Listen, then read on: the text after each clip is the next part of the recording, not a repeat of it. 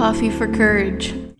Hello, my lovely little chapters. It's a stay-at-home reader again, and this is going to be my July reading wrap-up video. This is the first one I've ever done, so please bear with me. It probably won't take too long because I only ended up reading 8 books in July, and hardly any of them were from my TBR video from earlier on in the month, but I tried my best, and I read what I felt like. It was just a good time for me. It ended up being a very good reading month star-wise, rating-wise, and I'm looking down because I have everything on my phone per usual. But before we get started into the ratings and the descriptions and the books and such, I just want to say thank you to my husband who surprised me with a iced brown shaken oat milk espresso that I've heard so much about from BookTube and BookTok, or I don't have TikTok, Bookstagram is what I meant. How do you get this shaken up? I've seen that one woman do the thing with her mouth, but I am not confident in my abilities to not spill that all over myself because I am not coordinated. I am very clumsy. That is why I read. I don't do sports. Anyways, thank you to him for this. Let's do some coffee for courage to get us started, but first I'm gonna try to... I might get a straw later, but anyway, let's just take a sip of it in its natural habitat. I'm scared.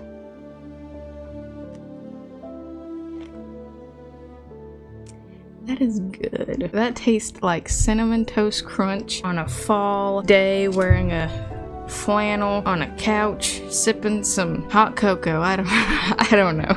Let's just get into it.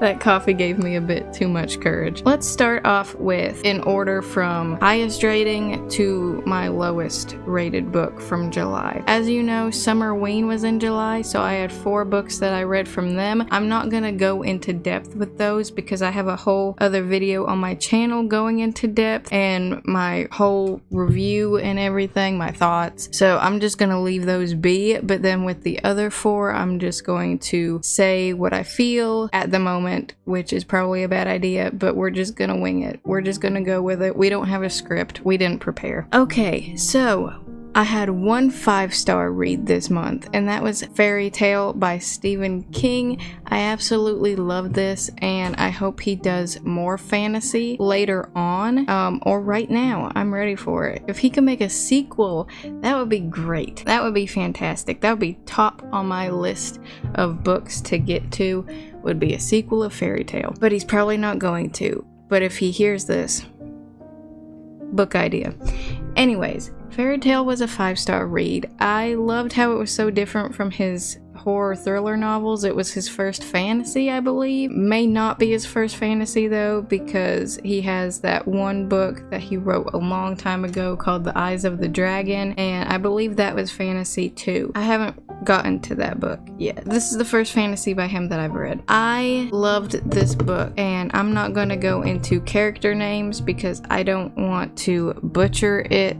They're easy names. My brain isn't braining. I'm a mom. It doesn't compute anymore. I loved that it was whimsical, but also dark and real at the same time. Like, there was graphic gore in it. Like, not too bad, but it was real. It felt like what you would do if you were in that situation. It wasn't all fairies and sugar plums. It was hard-hitting stuff. That's what I love about Stephen King. He doesn't sugarcoat anything. He's like, I'm gonna get right to it, and I'm gonna get into it in the worst way possible. He is brutally honest. That's what it is. Brutally honest with details and descriptions. Read that book if you haven't. I recommend it so highly. Even if you're not a Stephen King fan, I feel like you would enjoy this one. On to the next one. Dead Silence. This was a sci-fi paranormal thriller, I believe, and it follows this one lady who is an astronaut, I believe. I know she's in space. I don't know her total job description. I am doing terrible at this today. Just bear with me. I'm doing terrible at this today. Anyways, I'm just gonna go with it because that's what you're here for. This is me. This is who I am. Anyways, Dead Silence. Lots of people die. I really loved those gory, very detailed descriptions.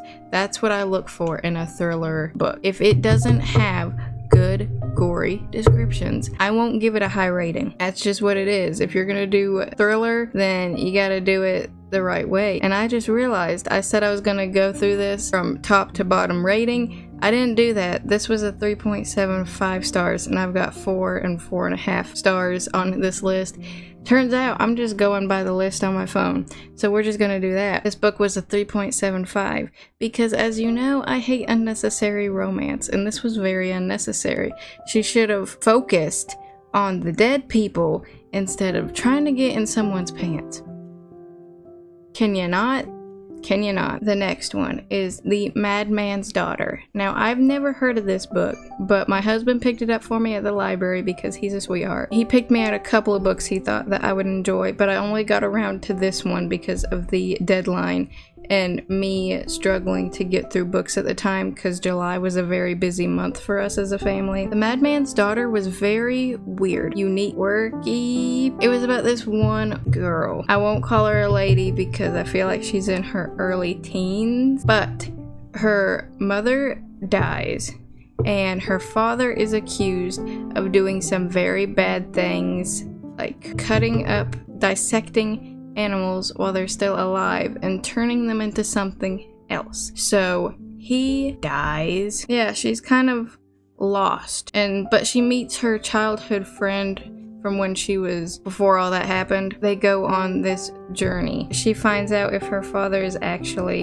a madman or not, and I'm not gonna get into it because that would spoil everything. I gave this book a 4, like I said, but I really find it difficult to talk about books when their entire premise is basically a big spoiler. So I guess I'm gonna leave it at that, and if your curiosity is piqued, just be careful because this is a weird one. It was hard to wrap my brain around, and I think that's why I gave it a 4, because it was just something I've never heard of, and that is hard for me to find. Don't know why they put it as a YA though, that was a mistake. Next up is one of my most highly anticipated reads of 2023, and that is Fourth Wing, and I have this whole vlog video about that one, so I'm just gonna share that I gave it a 3.75 star, and if you want to hear more of my thoughts, more like my rant, it's on my YouTube channel as well. Gosh, I'm gonna need another one of these. Someone help straighten me out today. I'm sleep deprived, that's what it is. Okay, so 3.75 for Fourth Wing. I really love that everybody loved it. It's good to have a book that you hold so dear to your heart. I have many.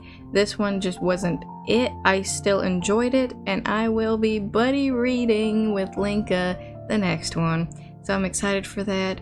Hi Linka, I know you're watching, tallying on your little notebook probably that your name was mentioned, and it's going to be mentioned again. Anyways, now we're just going to talk about the books I read in Summerween, and that was How to Sell a Haunted House, Through the Woods, The Whisper Man, and My Heart is a Chainsaw. How to Sell a Haunted House was 4.25 stars. Love me some Grady Hendrix. He is a great thriller author. He's like an auto buy for me. I can't wait to read everything by him, honestly, and hopefully I'll be able to pick some of his books up when I go, hopefully, to buy books for my birthday in August. Through the Woods was 4.5 stars. Loved that. The art was fantastic. And then The Whisper Man was a 4.5. Loved that. Buddy read that with Linka as well. We're just gonna buddy read every month. We're gonna make this a weekly thing, probably. It'll turn into a daily thing eventually. And then finally, My Heart is a Chainsaw was a 2.5. I was very disappointed in this one because I had been looking forward to reading this forever. I'm actually really glad I didn't buy it like I was hoping to. I just got the audiobook off of my Libby. That's gonna be it for the books that I read in July. It was a pretty slow month, but it was a lot more books than I thought I would be able to read considering all that went on this month. As always, thank you, my lovely little chapters, for joining with me on this video journey of mine. I'll see you in the next one. Cheers.